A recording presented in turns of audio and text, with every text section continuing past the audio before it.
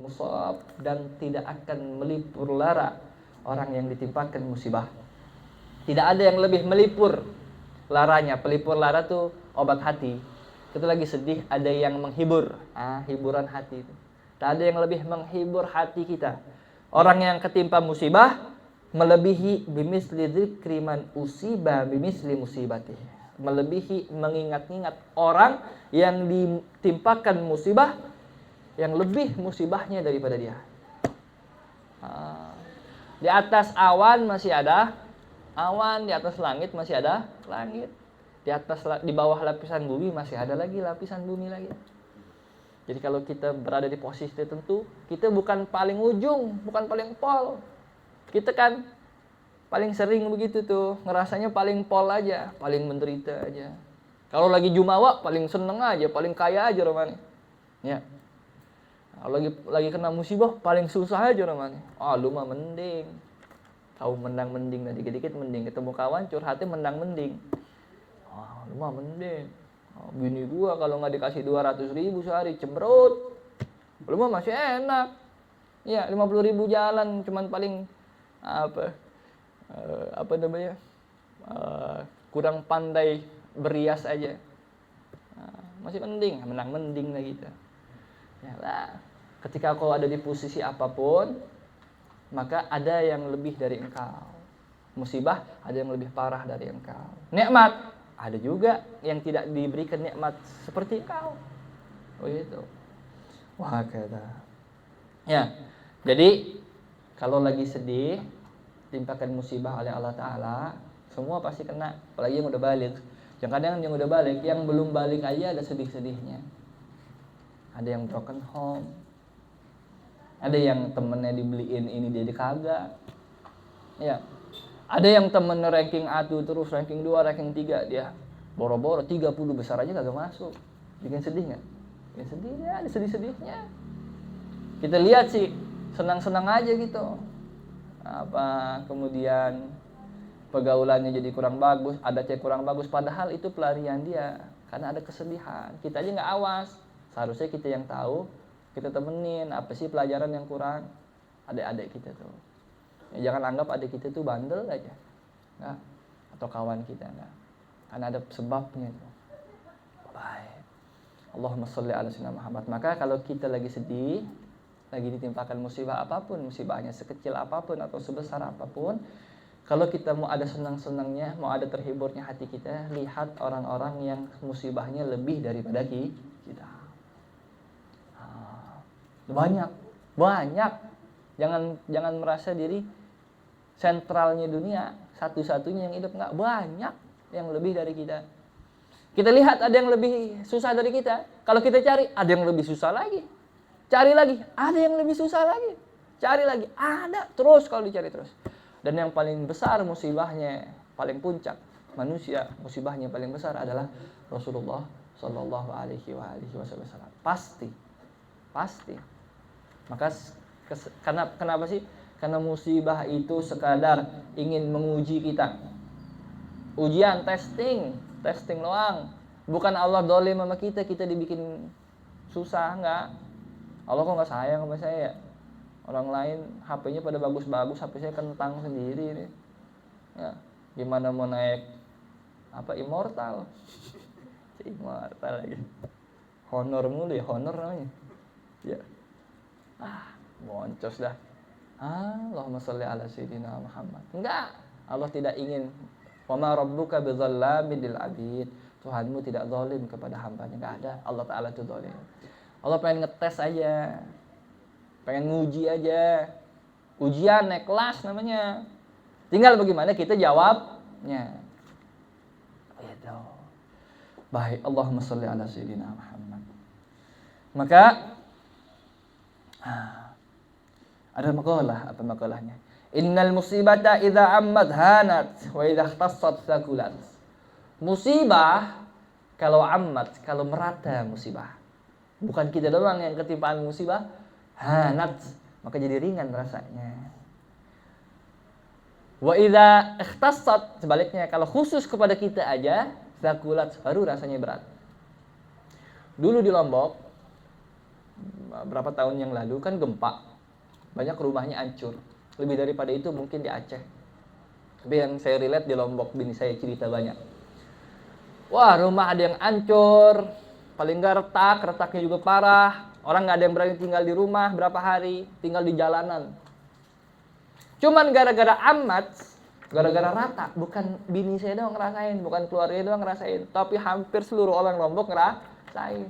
Akhirnya ketawa-ketawa aja.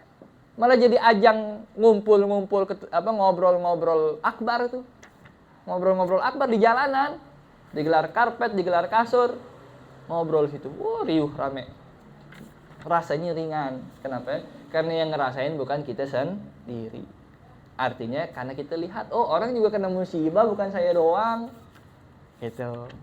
Tapi giliran ikhtasot, berasanya musibah itu ketimpaan kita sendiri. Oh udah, sakulat, rasanya berat. Ya. Makanya kalau nggak mau berat, lihat-lihat musibah orang lain ketika kita timpa musibah. Ringan tuh. Ya. Lebih ringan lagi kalau kita lihat, oh nikmat Allah Ta'ala lebih banyak daripada musibah yang Allah berikan. Ya. Baik, maka kan saya pernah cerita. Ada salah seorang sahabat dari Syam mau pulang ke Madinah. Di tengah perjalanan kakinya infeksi. Sama tabib suruh amputasi. Akhirnya diamputasi tengah jalan.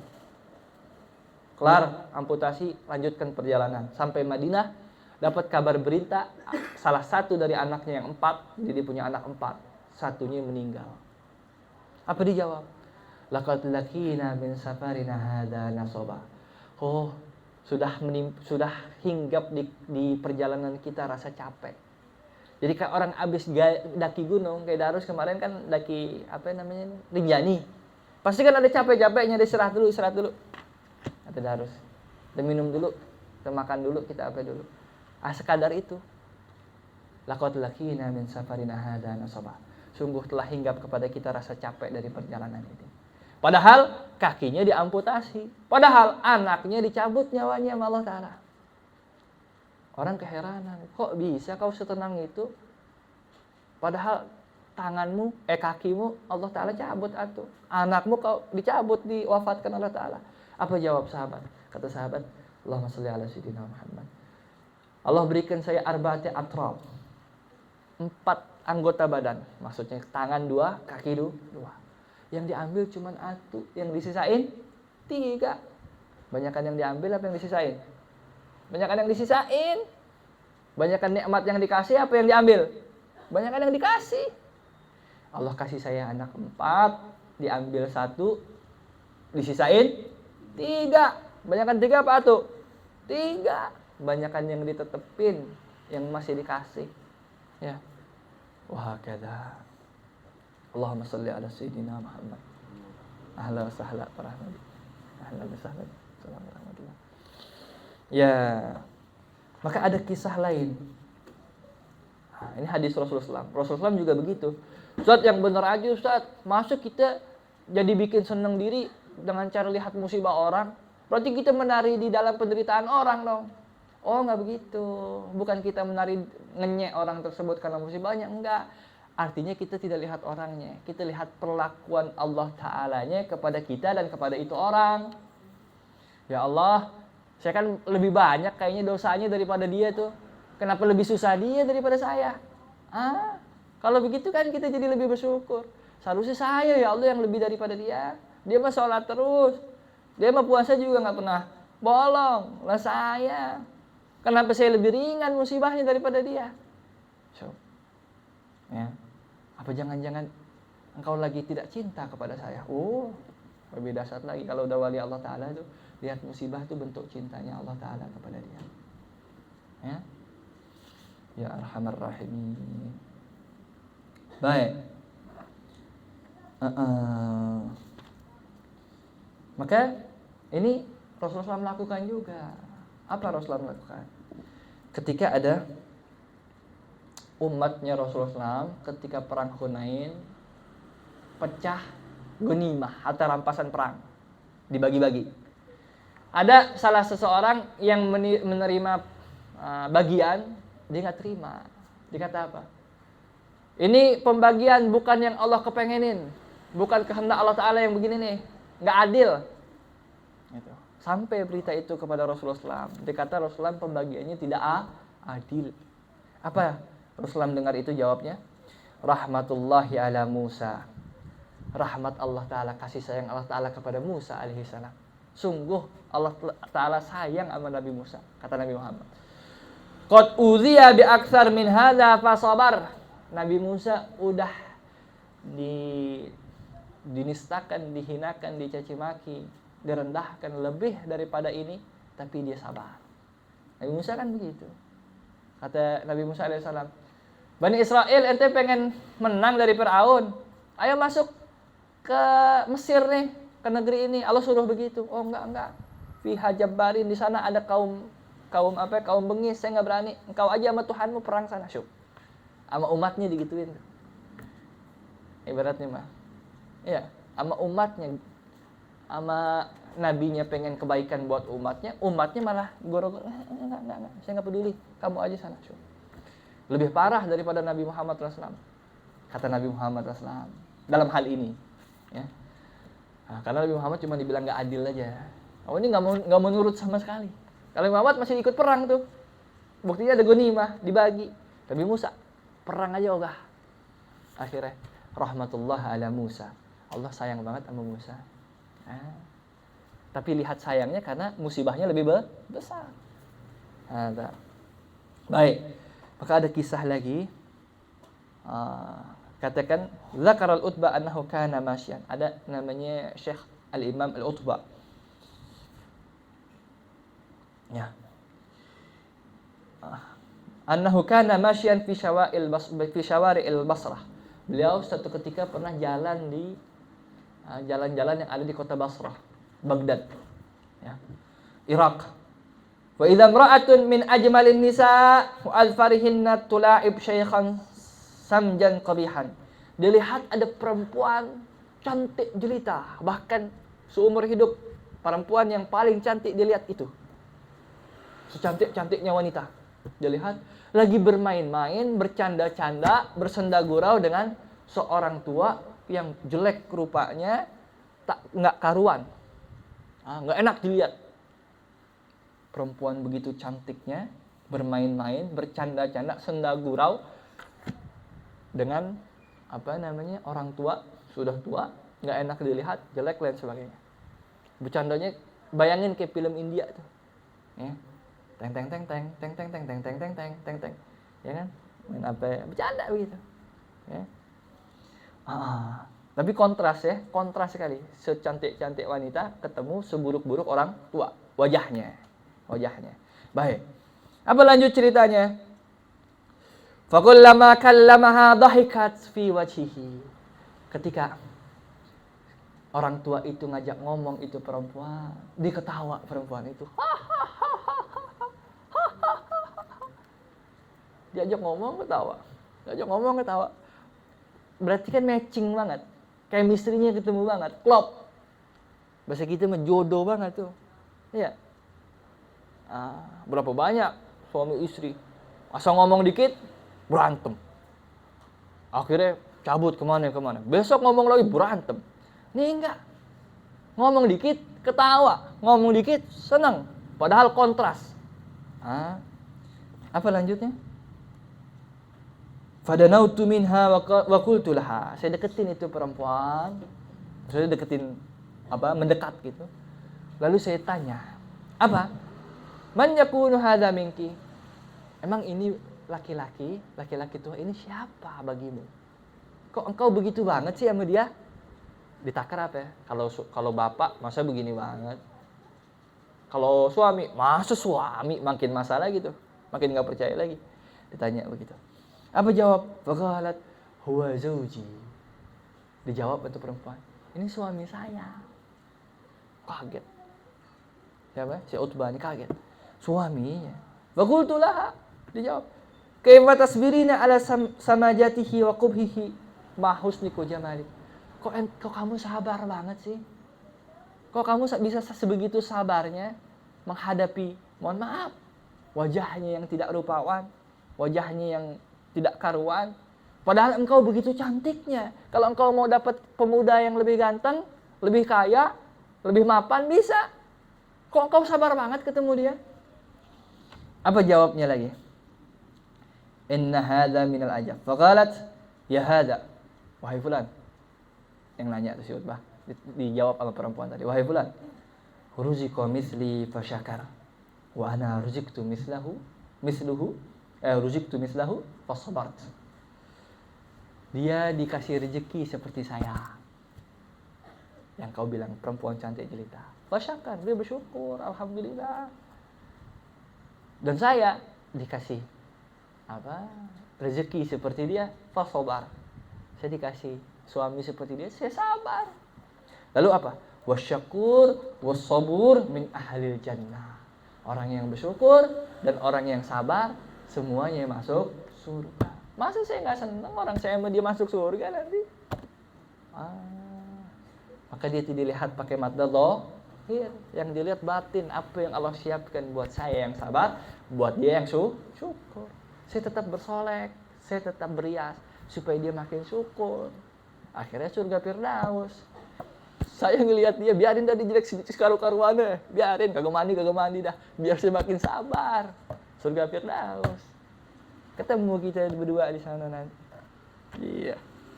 Baik. Ya pasti udah diganti casingnya sama Allah Ta'ala kalau di surga Firdaus mah ya.